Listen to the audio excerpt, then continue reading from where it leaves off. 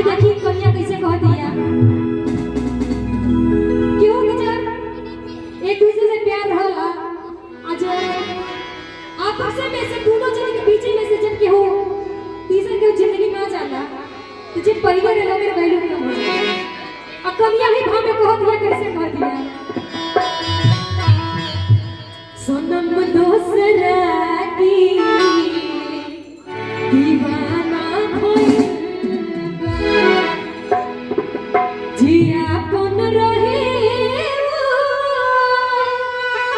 बेगाना भइल जिया कौन रहे बेगाना भइल सोनम दोसरा की दीवाना भइल क्या बात है दोसरा की दीवाना भइल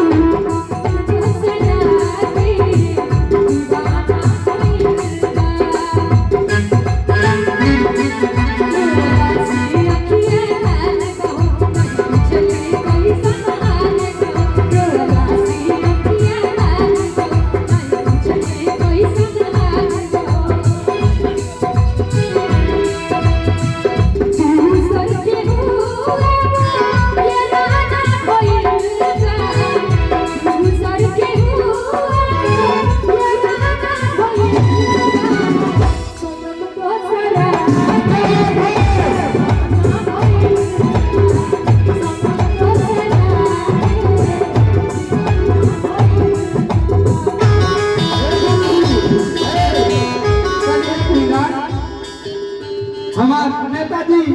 श्री रामभद्र चौरसिया जी साथ ही हमारे बुजुर्ग हमारे चाचा पिता को ये सब कर बैठल बा कहे के बा हमारे वीरन बड़ा कुकुरिया जी गईली हा सनम दूसरा के दीवाना भइल बा तो कहा चाहता नहीं अवधनी के गोर से तू पोछया बदलो